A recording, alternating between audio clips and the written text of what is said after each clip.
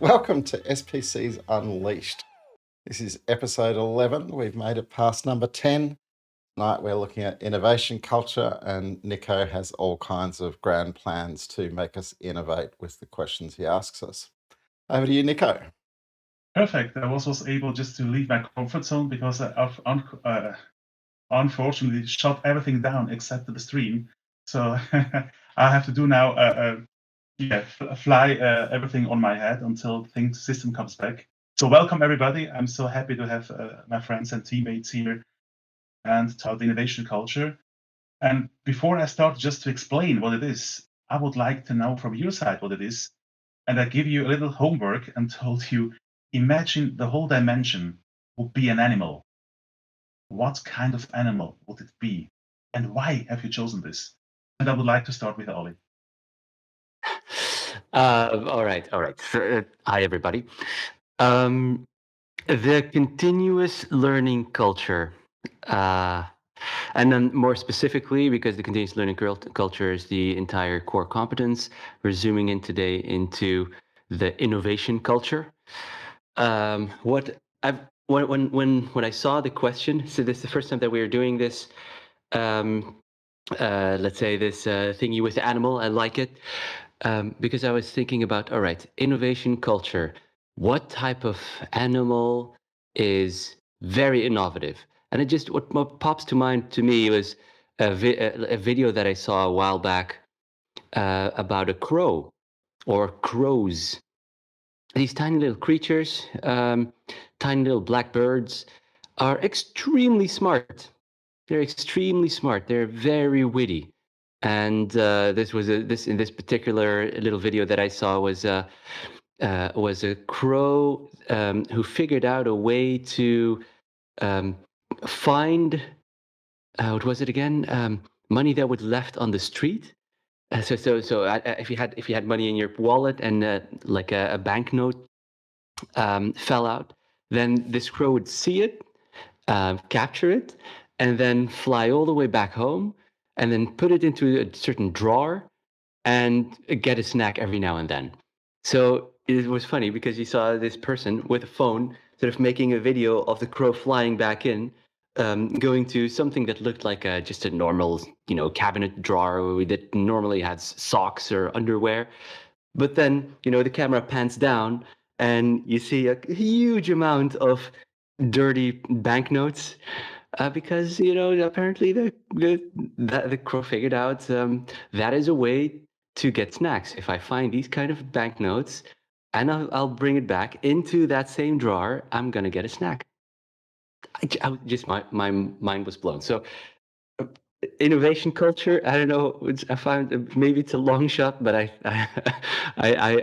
thought that little bird, that little fellow was very smart, very innovative.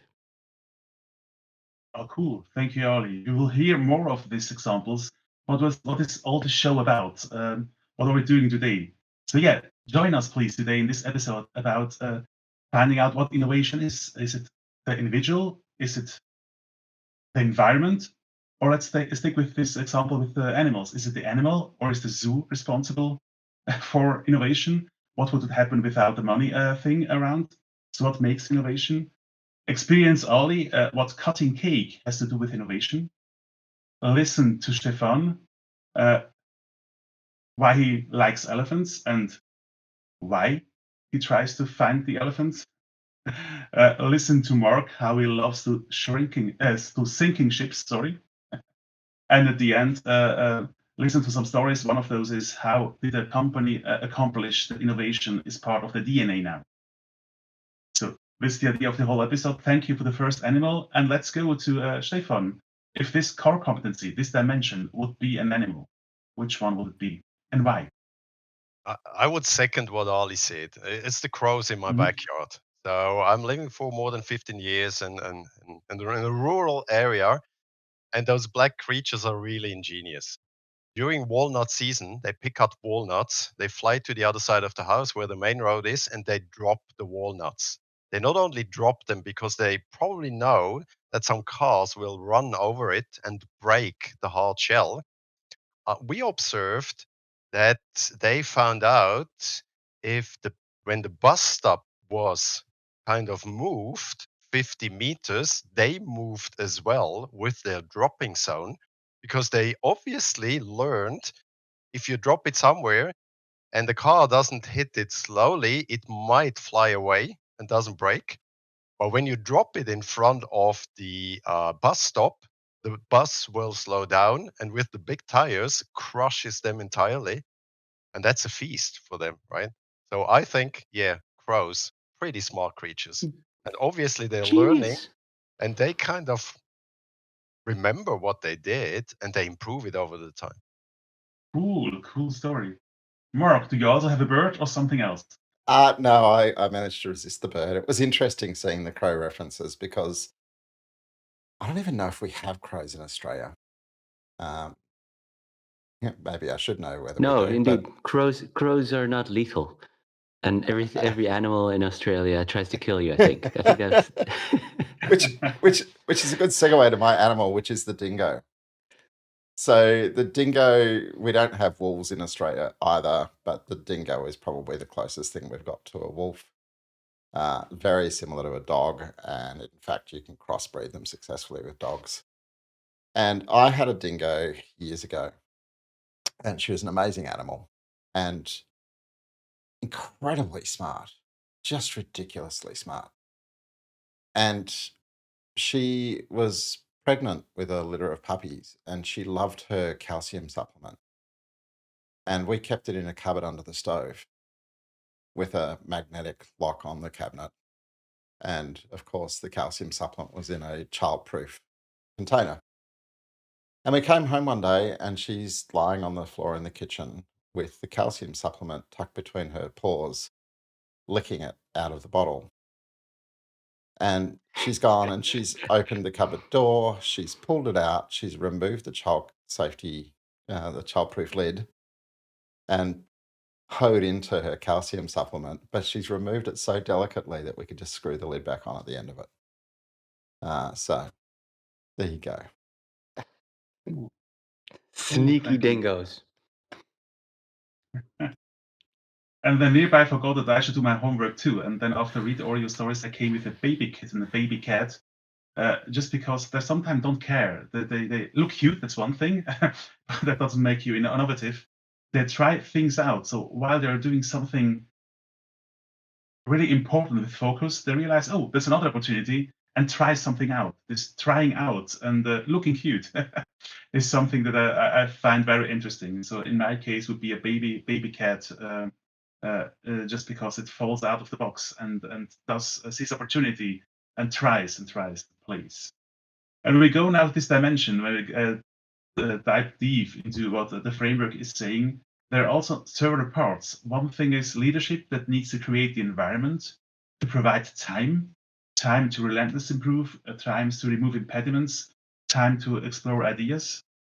And then we have some icons which try to explain what innovation culture is, like people being innovative, having this time and space again, going out, seeing how people interact with your product, with your solution, being like a first-hand witness of how your product is used or maybe misused, maybe do something else with your product than you thought. Maybe you can pivot it and do something else with it or do something better with it.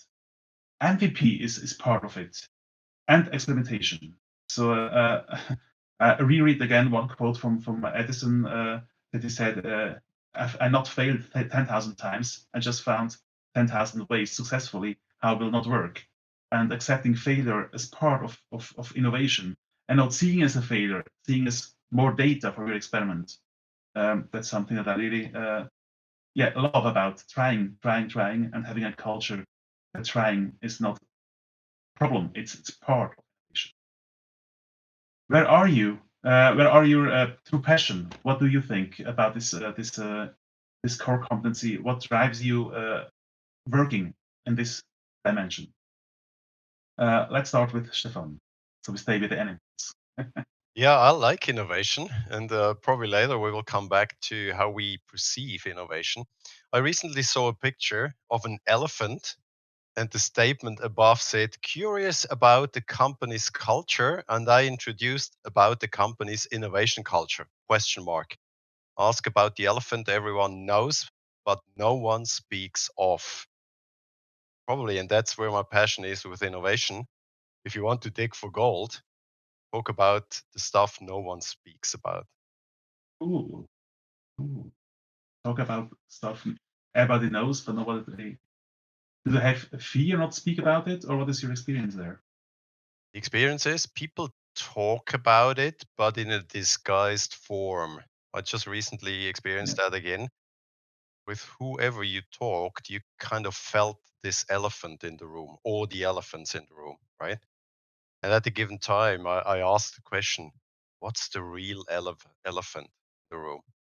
And some people opened up and talked about it. Others still feared talking about this elephant, like if it was just behind them, right?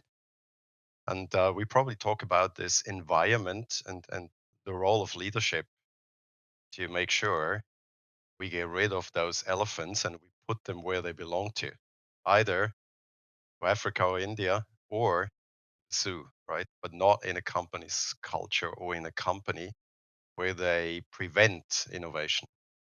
Ooh, name it, spotlight on it, and then move it away out of our nice kitchen or nice working area. Cool. In my case, it's also something with elephants, but it's an elephant carpaccio. This means how do you slice big things? So how? If you're very hungry, very, very hungry. Then you need Yeah. some elephants, right? And you have one that you are now able to spot it and find it because Stephan was a great coach with you. No, it started in my career with as a developer, and we had Alistair Coburn with us, and he has an exercise elephant carpaccio. It's about how thin can you slice things. And I remembered when he told us this exercise. So it's a 10-minute thing. I just can do all together, and then really slice it, and more slice it, and realizing, okay, with every slice I have a value, even if first that doesn't came to my mind that it could create a value. There was really a great, huge exercise, and I think it's still open source for those people who deal with developers. Was really fantastic exercises, and it's something I still do with my customers. Not only developing exercises, but then if they say, yeah, in our case, we need the full product or nothing. There's no MVP in it. There's no change to slice. Then I find always something to slice in each discipline. I never had a client who wasn't able to find something I couldn't carve out, even if it's not a carpaccio, to carve it out. And I think, Mark, you have something similar with MVPs that makes you passionate. Yeah, look, there's a phrase I use a lot with particularly leaders that I'm coaching, and we talk about cliffs and learning opportunities. And, the notion is you're going to make mistakes, and actually mistakes are about how you learn. But if the mistake involves falling over a cliff, it might be a pretty terminal mistake. And so it's about, finding the learning opportunities where it is actually safe to fail because it's a smaller experiment. And I see a lot of people just make a lot of mistakes with innovation ideas of wanting to solve the world instead of going, what's the small safe experiment? And so it's one of my passions in this space is actually helping people develop the skill sets and the mindsets that help them actually really get their heads around MVPs that are small enough that it is safe to fail. Safety aspect. Cool. Ollie, what is your passion in this dimension? Well, I think I mentioned that in an earlier episode that I am in this agile, whatever it is, purely because of the creativity that I see happening when trying to figure out a new way of working, or in this case, trying to build something in a different way or trying something out. The creativity that comes from the teams, the creativity that comes from engineers is really what drives me. I don't think I'm particularly particularly bright, but working with very smart people, coming up with really cool alternative ideas is just, I don't know. I find that fantastic.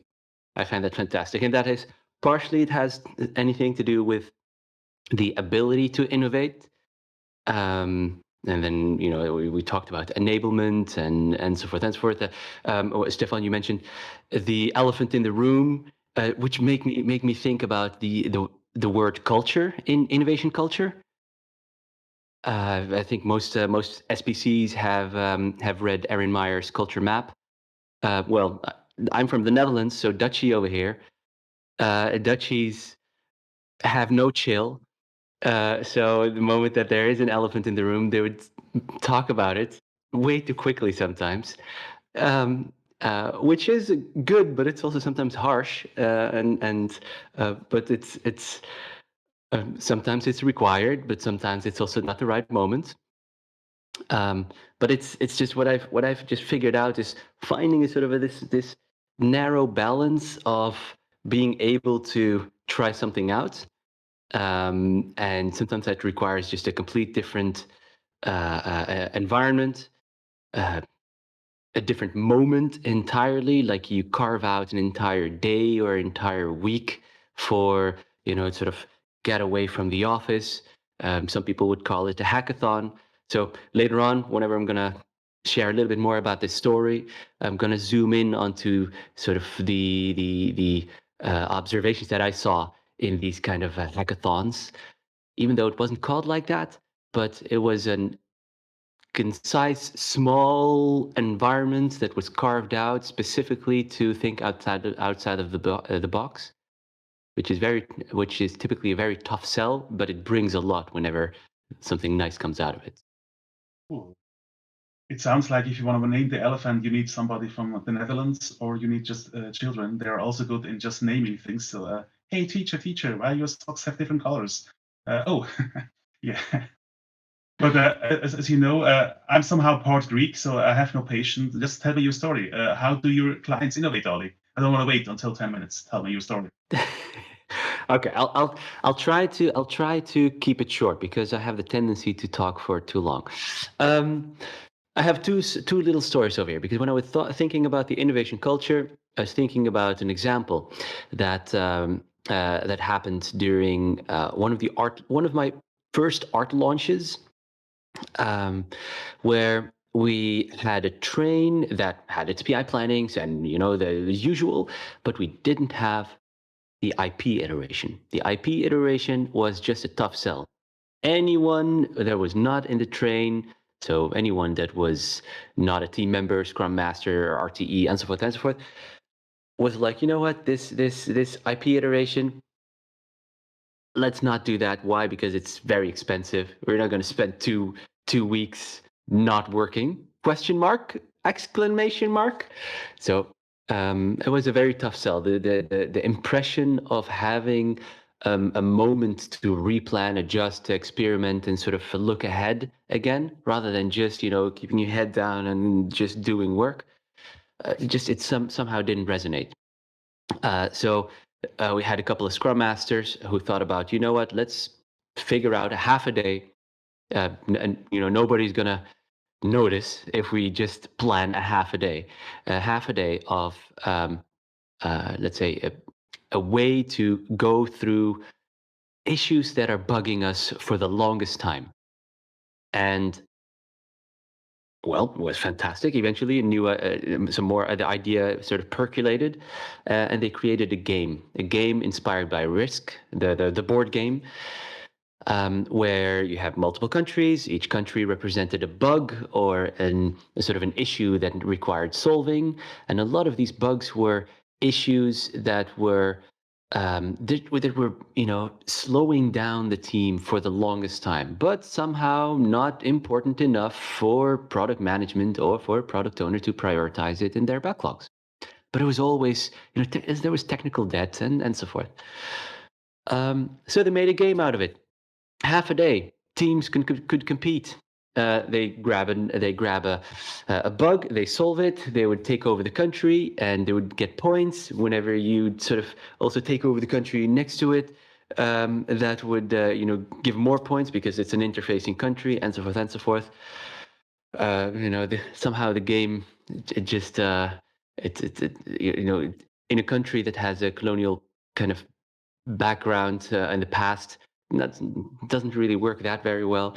But the game itself, in this company, in this train, it generated a fantastic result, because just within a half a day, it's 16,000 euros of savings, and a lot of technical debt that was bugging engineers so much for so long was solved. So the moment that we got that data, we gave that back to managers and leaders. They're like, oh, that's fantastic. Let's do this every month. Oh, by the way, how about we do this a whole day? Well, okay, cool. So brilliant idea came up, was generated by brilliant people, just carving out a little bit of moment to innovate. And the same applies to my second story. And I'm trying to keep this one short because I can talk about it the whole day. This was at a semiconductor industry, of a semiconductor company, where they create chips. So they create microchips, and microchips are small little layers of something that looks like a city plan. So if you look at a city plan, you have roads going through it, you have all kind of, a hospital over here, you have a shop over there, a building over there, and then some roads going through that. So if that is, let's say, one layer of a chip, most chips have multiple layers, and they're stacked upon each other so thinly that logic and technology from one layer needs to travel down to another layer, because they're what they call functional blocks on multiple layers. And it's very tough to do that, because you have a lot of electricity and a lot of noise on one layer that somehow needs to be channeled, and a little bit of signals needs to be traveled down to other layers. So that's very tough, and it was bugging the team, which was working agile in the development of these chips, was bugging these teams a lot. So the chip became too hot, and so forth and so forth. They had to think about alternative ways, and that was happening. Then they were stuck for multiple months, until the now Scrum Master. Back then he was technically still called the lead engineer, but he already was like, Ali, just call me lead engineer. I know I'm the Scrum Master, but the people over here, they're a little bit allergic to the agile language.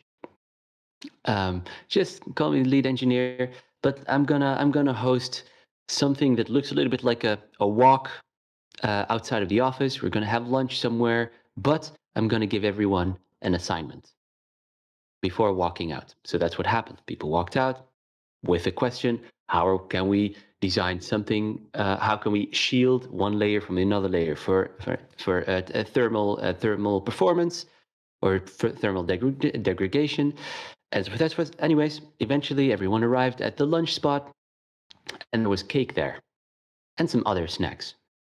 But apparently, and again, this wasn't didn't came from me, but apparently, when the engineers were thinking about the issue, and they're like talking and grabbing snacks, there was a person that was cutting a cake, which was layered, and thought about, wait a second, if I'm cutting a cake, I have the ability to, with a very thin blade, go through multiple layers of a cake.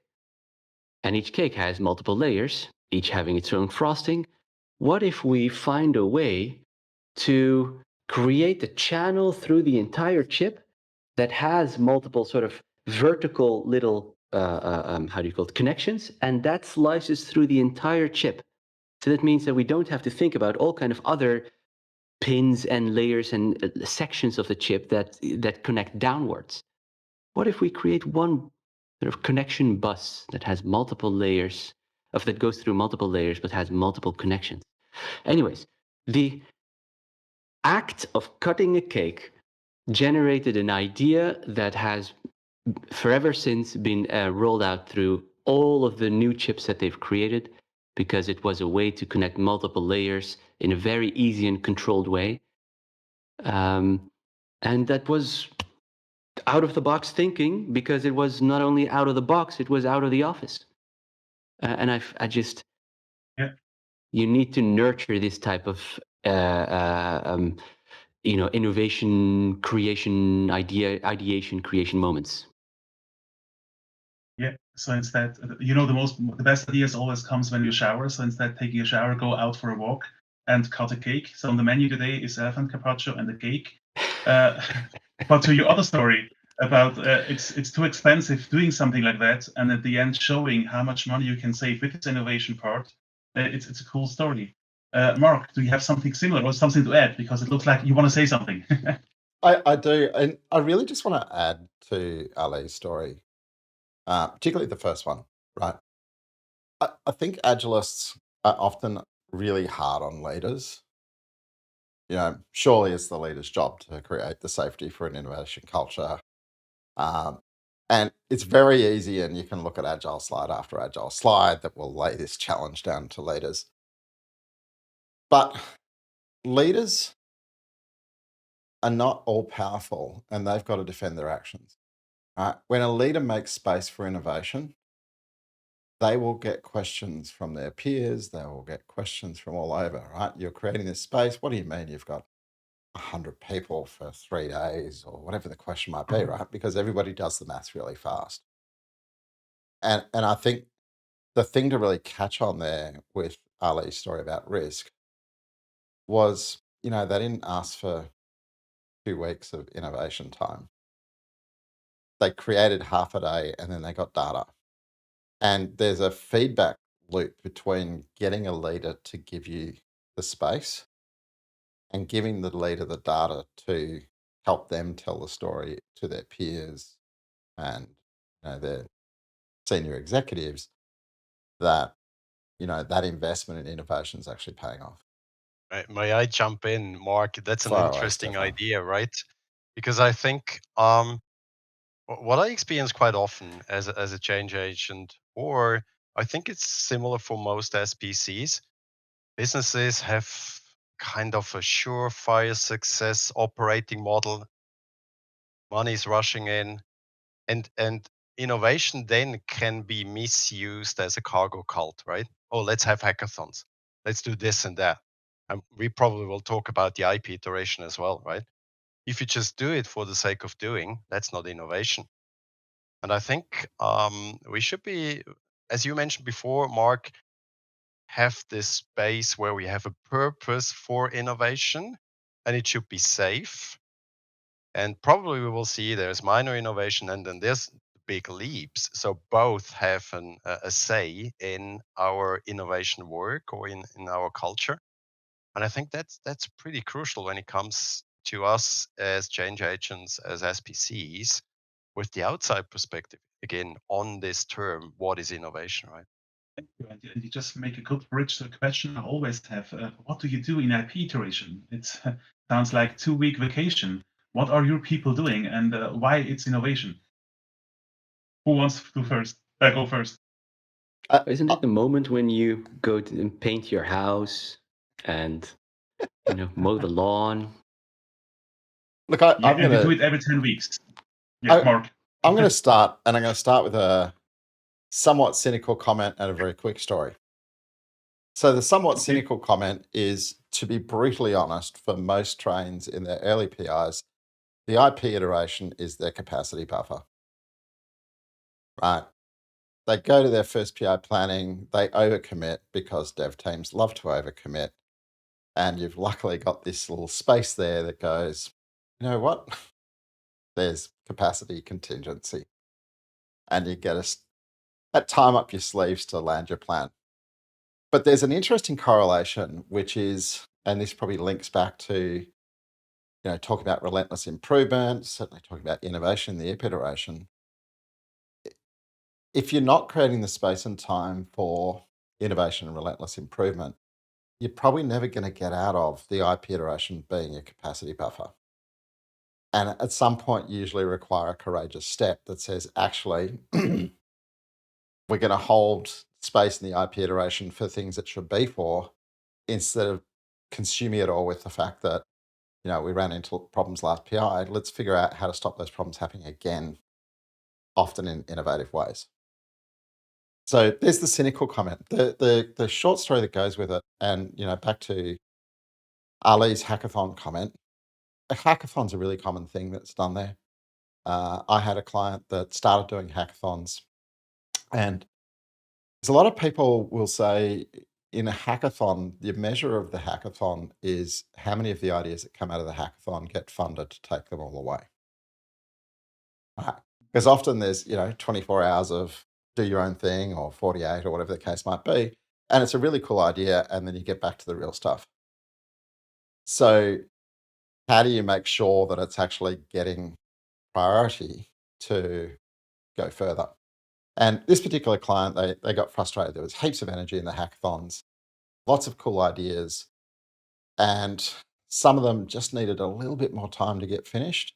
Some of them would have needed a pretty big commitment to get finished, but they weren't getting the traction for that because of all the other demands that were coming in. And so he made the space and he said, I'm going to create an awesome challenge. And he gave them 3 days, because he said you need 3 days to actually have a crack at something. Some things you'll solve completely in 3 days, or you'll get far enough down the track for somebody else to get excited and say, hey, we need to shift a priority for this. And so he used to kick these awesome challenges off, and he'd say, hey, you got 3 days, just do something awesome. And I distinctly remember I got to show up to one of their awesome demos. They did it the day before PI planning, and they did this demo, and the teams had chosen to just solve a long-term nag. And they solved it, and there was a leader out in the channel operations space who, let's say, had had a very interesting relationship with their product teams over the years. And she watched this demo, and she literally jumped up and said, I'm so excited by that, I've got to do a handstand, and proceeded to do a handstand. So that was one of my favorite stories of just a little bit of a progression in the IP iteration, and I will never forget watching her do that handstand. Ali, I'm old now. the answer is in the culture map. In Aussie land, they do handstand, right? That's perfect. Oh yeah, they're also at the bottom of the planet. That makes it easier. Okay, I get it. Stefan, how do your clients do innovation? What do they do in the IP iteration? What do you do outside the IP iteration? How do you have any stories about innovation in IP iteration or outside? Give it to us. Some stories. Yeah, it's interesting. Tying the knot to what just Mark said is, if you think about minor innovation steps and the big leaps, right? Sooner or later, teams and arts come back to this question: what is a big leap? What is minor innovation? And yeah, probably one finds out we do innovation work every day, right? You write software, you do increments. Increments is innovation work. But when it comes to the big leaps, some of my clients and people came back and said, hey, I don't see anything on the roadmap where the big leap is. And I said, okay, what would you do? Go to the PM, go to the architects and talk about how can you visualize what we try to achieve over the time, right?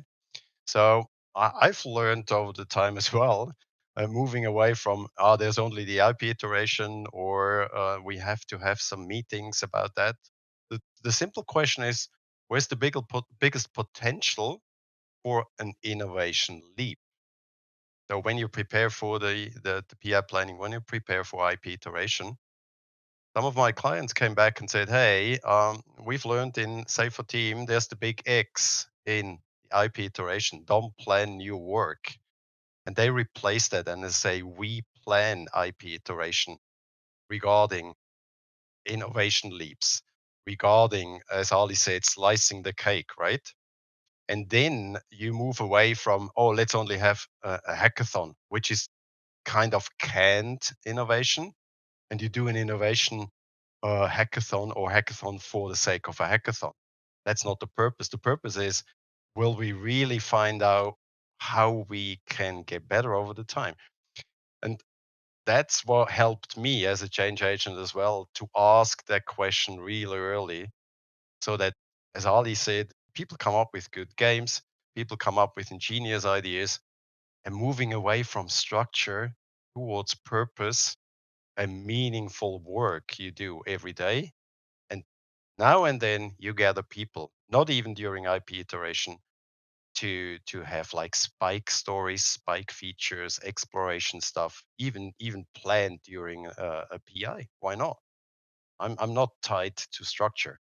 I love innovation and I love success, and therefore having purposeful experiments within safe boundaries. That's the good stuff. That's what the most of the feedback stories tell me from the customers. If I may connect some things with which I heard to my story, it's about innovation. You need more than just doing cargo culture and say we need this IP sprint and we do only this. You need several points in your calendar or several occasions that people are allowed to innovate, to go out for a walk and eat the cake, for instance. In my case, I talked with somebody who was responsible for a big company, let's call it something like Amazon in Switzerland, really a big one, home delivery or sending books and sending other items from the internet. They started having a Friday which was free, so no work on Friday, no work on the backlog, except there are severe books on the production. Otherwise, you can do whatever you want. And then I asked the guy who was responsible, really, whatever they want, they can just go and play this thing with how you name it in English? The people playing like football with the sticks there. They Football. can play ping pong. They can play Table soccer. They can do whatever they want. They do really what they want, really. And he told me, yeah, they're allowed just to hang around and do whatever they want. And then I asked them, what do they really? So, they have improved their development pipeline, their continuous automation things. We had the idea for new features. They tried out. Some features we just kill. Some other features came in the backlog. They were really huge innovative. They did a lot of stuff and not just hanging around and drinking tea and playing. They really did some house cleaning and they tried new stuff out. So that's the way how they baked innovation. It's having just giving them time, just time. But we are also in a learning moment here because the episode is called or the whole series is called Unleash SPCs. What I would like to know from your side, one thing in this dimension is telling us ignoring sunk cost or people without mercy, and ignore this sunk cost. It sounds nice, but how do you do it? So how does an SPC is able to do this in a company? Ali, do you have an example or do you have some thoughts to share? Yes, I'll just connect this example to the previous story that I mentioned about slicing the cake, because so this was a company that creates microchips, and microchips. Let me rephrase, like sort of generic microchips that could be applied in all types of machinery. So all types of electronic devices. So normally they've created this this microchip that would go into remote controls, but also into cars, but also into microwaves. So very generic type of chips. Which was the issue? Because the chip had to be applicable for an endless amount of solutions. With that slicing story, what happened right after is that they figured out a way to create a sort of a universal connection through the different layers of that microchip. So all of a sudden, they've solved endless amount of issues that were bugging them for the longest time. So they had the ability to finish the chip very quickly. However, there was still the ability. There was still the endless amount of how should I call it, the endless amount of testing for all of the different types of solutions that the chip should be part of. That would take a lot of time. But I think what happened over there is that the teams over there they were on a roll. So they were like, we fixed something. Let's get this chip out of this building, out of this office, into the manufacturing plant as soon as possible. So you know what? How about we create this chip not for all industries or all applications? How about we create it only for one? And this was for just home appliances. Yes, but the chip is, it should be universal one. Yeah, but what if we just create it for home appliances?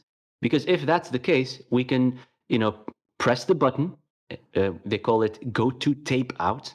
A tape out moment is sending the design to the manufacturing plant for production.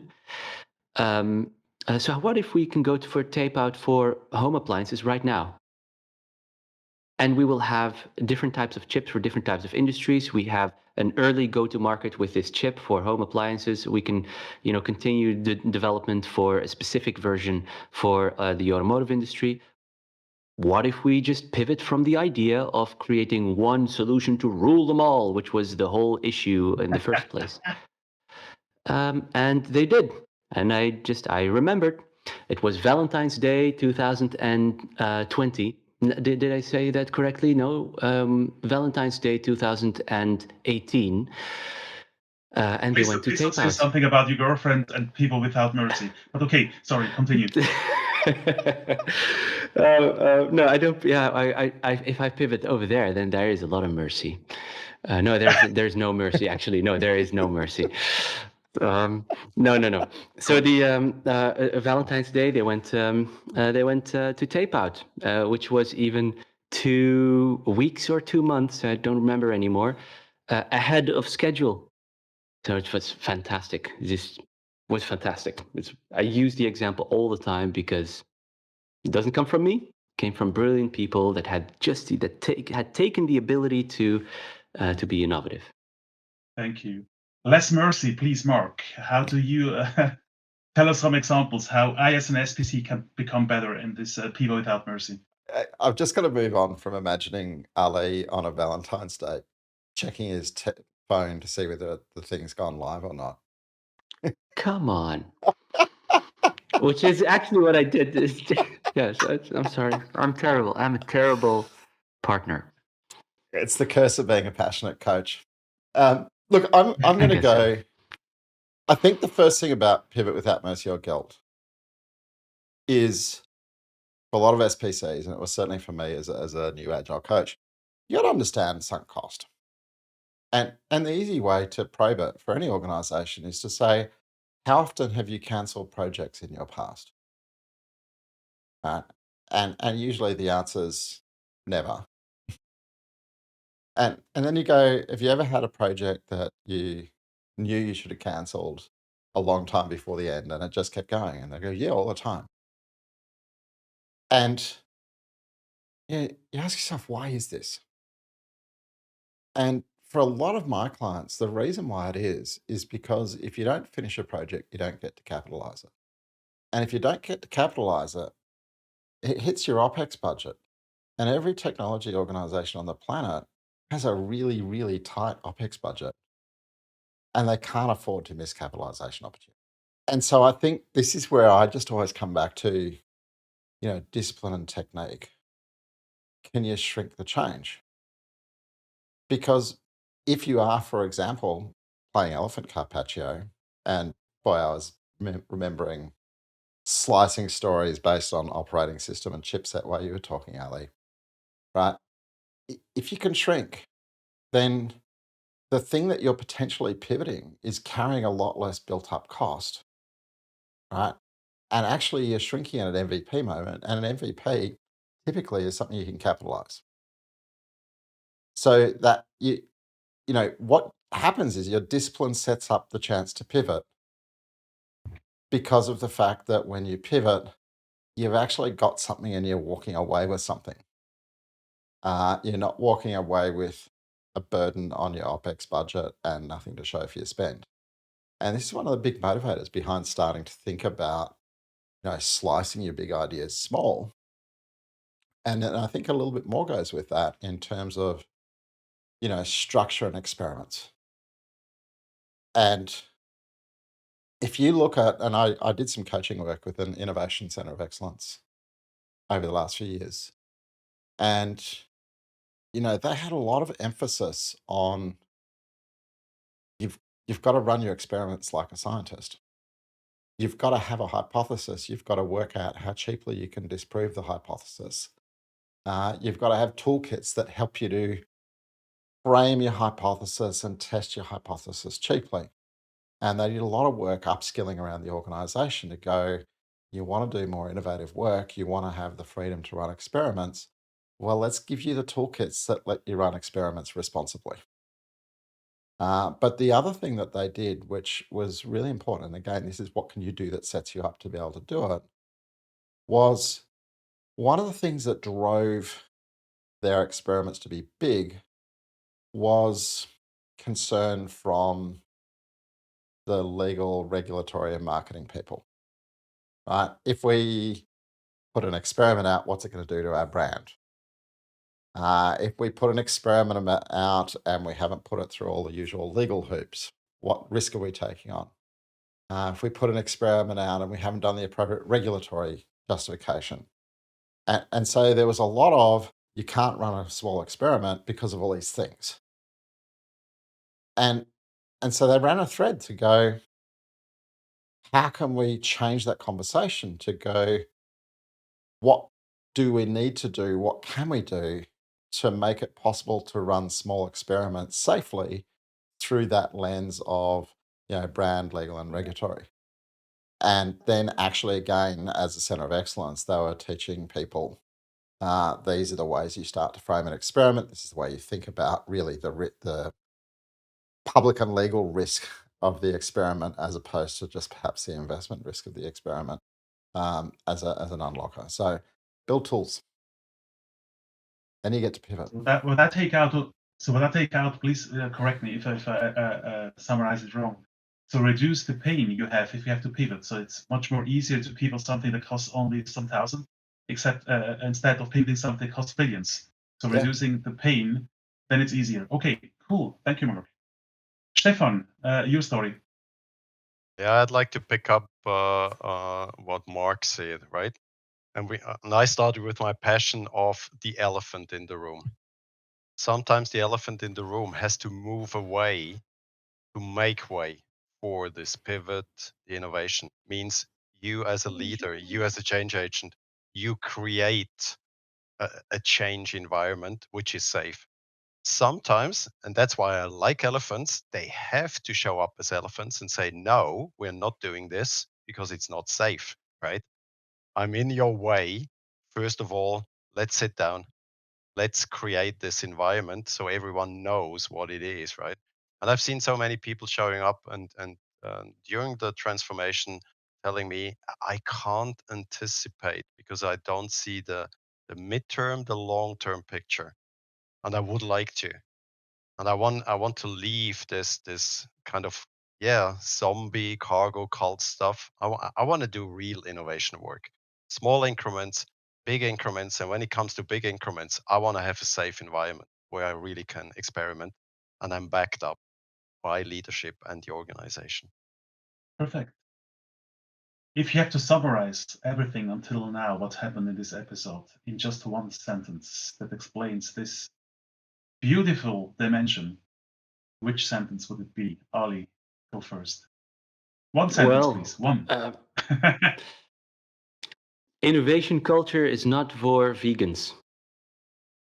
Thinking about elephant carpaccio and no. Get out of the office. Just get out of the office. Have these moments for creativity. Full stop. Perfect. Mark? Experiment like a scientist, not a mad scientist. Ooh, cool. Stephan? Find the elephants in the room and deal with them wisely. Oh, cool. And in my case, experiments don't fail. They just produce data. Data to accept or reject your hypothesis. So it's hypothesis work. And one of the final things we always do in this series is go to measure and grow. So if you remember, SAFE has a section in the spanning palette about measure and grow in this dimension. And there are a lot of sentences written there, and I would like to know from you which of these bullet points of this metrics, which you have to say, are we crawling or are we flying? Which of those do you think resonates most to you? It's the most important one. I will start with Ollie again. It's always a tough one, this one. There's so many things that are apparently measurable. I still have a question about how to measure these kind of things. So it would be probably some kind of a subjective measure. But in this measure and grow, let's say, element for innovation culture, I placed my little post-it, my name next to leaders create an environment that supports creative thinking, I hate that word, curiosity, and challenging the status quo. So I didn't really zoom in onto the team's ability to do so. I zoomed in onto the leader's ability to create an environment. So all the way in the beginning of this stream, you mentioned, Niko, that we're talking about. Are we going to talk about the animal itself, or are we going to talk about the zoo? Sort of the environment, or if you, for your baby cat, your living room where the baby cat is falling out of boxes and chewing on cables and trying everything out. So I thought if you want to measure one thing, while Mark is sort of cooling down his camera, um, I thought, how about measuring the ability of other people to create the environment for innovation? Yeah, I'm here completely with you. So I thought first about the same, to be honest. And then I thought I want to have something that maybe includes it. And that's why I ended up with the organization promotes learning and exploration through experimentation without fear or failure. Because fear and failure needs also an environment. So you cannot say as a CEO, don't fear, just be innovative. And then at the end, if you be innovative, say, oh, that was quite expensive, and there were too many mistakes on it. So that's why I've chosen that, because it includes some kind of both. But I'm completely with you. You need first the environment, and then you need the people, and it's really important to have an environment without fear of failure, and it connects somehow to you to yours. Stephan. Similar thoughts on my side. I started with the statement of Ali as well, like you said, Niko, as well. And then I pivoted to the organization cultivates the courage and aptitude for innovation and encourages employee risk taking. That's for me one step further than only creating an environment. Like, here's the cage, go into it. No, it's much more, right? It's the interaction between what the organization provides and even moving or shifting boundaries. It's not a career sacking moment if you speak up or if you take risks, because as we heard before from Mark, risk taking is within boundaries. If it's risk taking that goes over the cliff, then you probably didn't think enough about your experiment before you do it, right? Just going out there and doing stuff is not good. And for me, the environment also has to prevent that people go overboard, that they leave certain areas, I'd say unattended, unaccompanied, stuff like that. That's why I put my sticky there. Cool, and it's cool in this episode, everybody has his sticky somewhere else. So let's go to Mark and hear his explanation. Look, I found this one a really tricky one. Firstly, because I think there's a lot of measures in innovation culture that actually have a lot of overlap. So, you look at leaders create an environment that supports creative thinking and curiosity, and the organization cultivates the courage and aptitude. And you go, it's just a slight wording shift to say the same thing. But the place where I'm often challenged when I think, where would I focus if I just have one needle in measure and grow, is if I got just one needle that says if I can generate movement here, it'll start to have a cascade effect. Right. So that's like, what's the measure you start with? to go, am I getting some beginning momentum? But then there's the other one that goes, what's the measure that tells me we've got somewhere? And maybe it's a leading or a lagging measure. Because I think so often with innovation, people start with all kinds of excitement and slogans. And, we're going to be innovative. Boy, I've seen some crazy stuff there over the years. But do they actually turn into something real?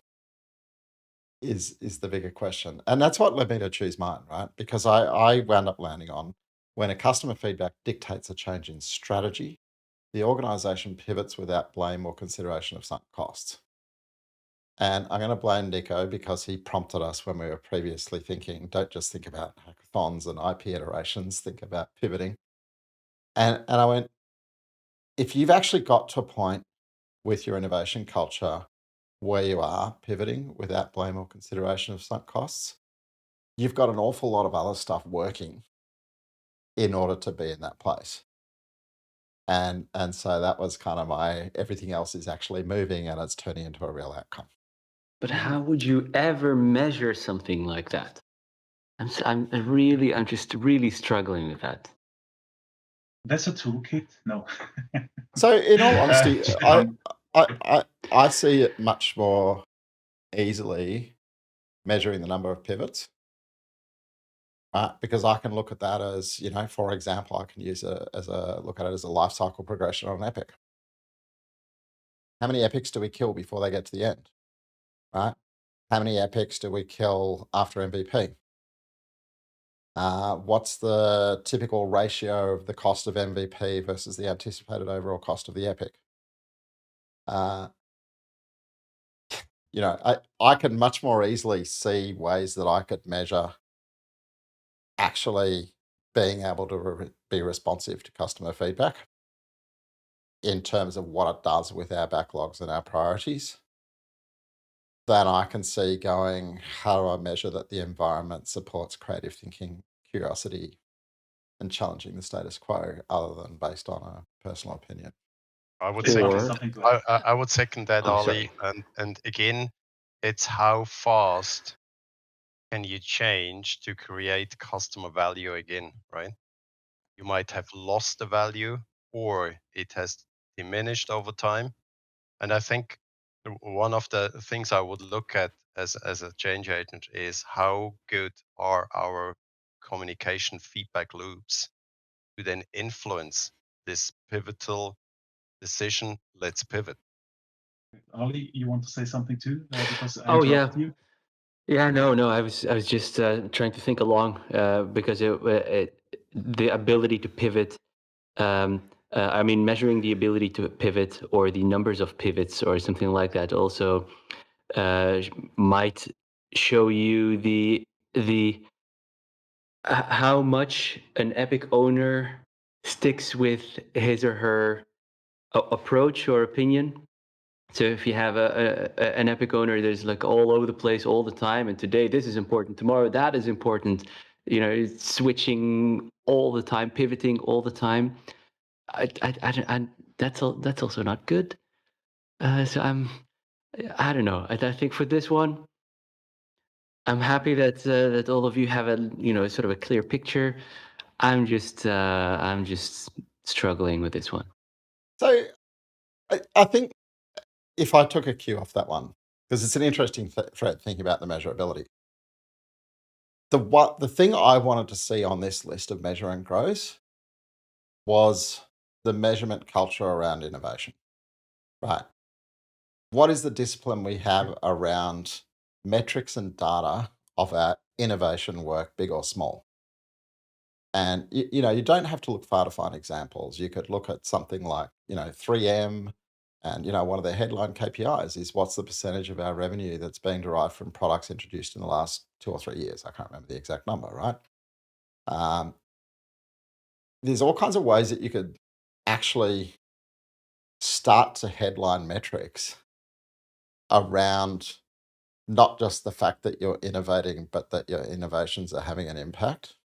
And if there was a measure and grow on that, I wouldn't have had any hesitation, because I think if you've got data around your innovation, and data around your innovation's impact on your business, then your innovation culture is going to thrive. Otherwise, it's going to live until whichever executives were supporting it find their next job. We should think about the new episode just about this topic. So my job is to somehow to close it, and I will need 5 more minutes. So we extend this episode because it's about innovation. I'm allowed to know. It's about innovation. If you go back to your animal, I would like to close it this episode with this. If you go back to your animal and imagine this is an SPC, and you want that this SPC is unleashed on this dimension, what is your tip to your animal? What the animal can do differently to be more or better innovation culture? Sorry for damaging your brain. Your tip to your animal becoming better innovation culture, Ali. Let me take this one. Because I had the New Caledonian crow. I think so. What can I do, or how to, I don't know, foster innovation culture?